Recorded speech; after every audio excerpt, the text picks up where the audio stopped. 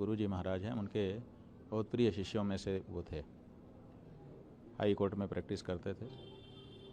उन्हीं के बेटे या बेटी की बेटी हैं ये, ठीक से पता नहीं है, लेकिन उन्हीं के परिवार की है।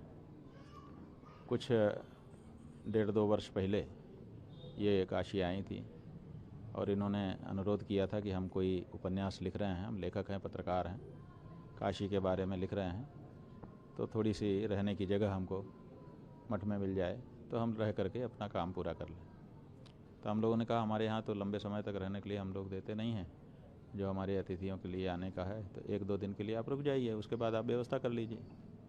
उन्होंने कहा कि 1 महीने में तो हमारा काम ही हो जाएगा, हमको 1 महीने के लिए जगह दे दीजिए। तो उनको दे दी गई जगह कि भाई ठीक है, आप रह करके कर लीजिए, क्योंकि गुरुजी से जुड़े परिवार की बिटिया थी वो, जो सहयोग हो सका मठ के द्वारा किया गया। बाद में कुछ दिन के बाद जब उनसे कहा गया कि अब आपका समय पूरा हो गया, आपको दूसरी व्यवस्था या तो कर लेनी चाहिए या तो काम पूरा करके वाइंड अप कर लेना चाहिए, तो उनका अच्छा व्यवहार नहीं था हमारे प्रबंधकों के साथ। तो प्रबंधकों ने हमसे, हम कहीं दूसरी जगह पर थे, कहा कि इनका व्यवहार अच्छा नहीं है और डर लगता है हम लोगों को कि क्या पता किस समय ये क्या कर दें, इसलिए। तो हमने कहा ठीक है, उनको आप लोग कड़ाई से कह दीजिए कि भाई अब चले जाइए आप। तो उन लोगों ने कड़ाई से इनको कहा, फिर ये चली गई। तो वो जो महीने भर इनको यहाँ पर रहने की सुविधा दी गई और सहयोग किया गया, उसको भूल गई हैं ये। और जो इनको कड़ाई से कह दिया गया कि अब आप दूसरी व्यवस्था कर लीजिए, उसी को याद रख करके अपनी को नस निकाल रही हैं। इतनी सी मूल बात है, बाकी उसमें जो भी वो जोड़ दें कोई बात ही नहीं। ये जोड़ने का क्या सिलसिला है? आशुतोष ब्रह्मचारी से भी लिंक है? हाँ, ये 2-3 दिन पहले एक ऑडियो क्लिप भी आई थी, उसमें ये आशुतोष ब्रह्मचारी से बात करती हुई दिखाई दे रही हैं कि हम आपको बहुत कुछ बताना चाहते हैं। मतलब आशुतोष ब्रह्मचारी इस समय मठ के विरोधियों का केंद्र बन गए हैं, तो जो भी विरोध करना चाहता है वो उनके पास पहुंच रहा है, ऐसा उस ऑडियो से पता चला। तो वो कह रहा है अच्छा अच्छा, हो बिल्कुल हमको बताइए, आदि आदि। तो तभी पता चल गया था कि इनके मन में जो खुन्नस है वो अब इस तरह से निकालना चाहेंगी, तो पता ही था। अब उन्होंने आज तक पर इंटरव्यू दिया है, ठीक है। हम लोगों ने तो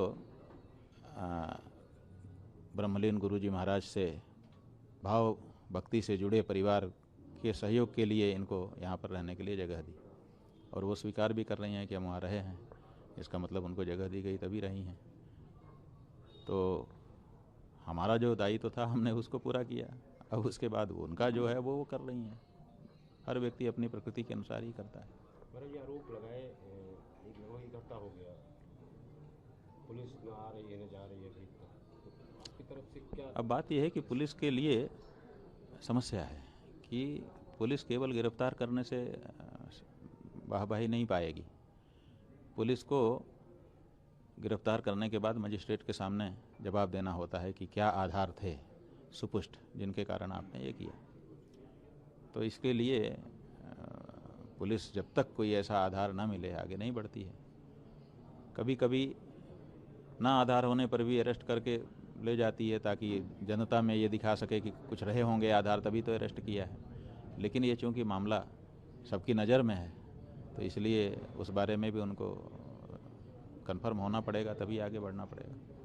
ये आरोप जो लगाए आशुतोष, इनके खिलाफ भी कोई लीगल एक्शन की बात चल रही है आपकी तरफ से? अब बात यह है कि निराधार इनका आरोप है। देखिए, हम तो वकील लोग हमारे पास आए थे, हमने उनको कहा कि ठीक है, जो कानूनी कार्यवाही बनती वो करिए। अब वो लोग जो भी कर रहे होंगे करेंगे ही। नहीं, आपकी तरफ से जो इतने बड़े आरोप आपके ऊपर मढ़ा गया, ऐसा है कि जो पॉक्सो एक्ट है जिसके बारे में आप कह रहे हैं कि इतना बड़ा आरोप मढ़ा गया, उसमें एक धारा 22 है एक्ट में, और उसमें ये कहा गया है कि अगर कोई व्यक्ति जानबूझ करके 3 कारणों से अवैध वसूली करने के लिए, धमकाने चपकाने के लिए या मानहानि के उद्देश्य से फर्जी मुकदमा बना करके पेश करता है, तब के लिए रेमेडी।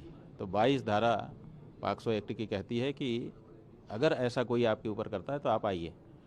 तो उसी धारा के आधार पर हम लोग कोर्ट में गए और जाकर के हम लोगों ने सारी बात बताई इनके बारे में सारे प्रमाण दिए कि देखिए इनका चरित्र ये है, और अपने बारे में हम लोगों ने बताया जो जो हम लोगों को वहाँ पर बताना था कि भाई इसलिए हम दोषी नहीं हो सकते हैं। लेकिन कोर्ट ने अभी उस बारे में कोई संज्ञान ही नहीं लिया है। आगे 13 मार्च के आगे की तारीख कोई दी हुई है, उस पर सुनवाई की। तब उस पर सुनवाई करेंगे वो, ये बात है। क्या लगता है कोर्ट से रेमेडी मिलने की उम्मीद आपको लग रही है? ऐसा है कि कोर्ट है, अपने लोग कुछ कह भी तो नहीं सकते। आप देखिए कोर्ट के बारे में कहना ही पड़ता है कि माननीय न्यायालय, वकील जो बगल में खड़ा होकर के आपके ऊपर दोषारोपण करता है उसको कहना ही पड़ता है मेरे काबिल दोस्त, मजबूरी है।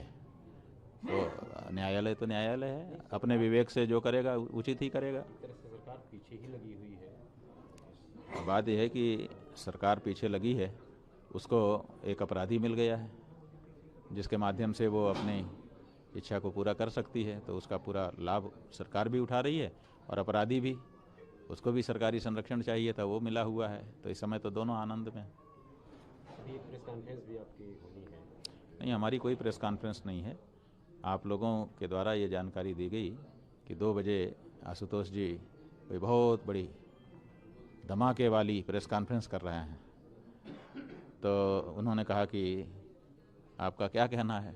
हमने कहा 2 बजे वो कर रहे हैं तो 4 बजे हमसे सुन लेना, हम भी अपनी बात कह देंगे, इतनी सी बात। उनका जवाब देंगे। हमने जो बात कहेंगे ताकि तुरंत का तुरंत जवाब हो जाए, ये बात है।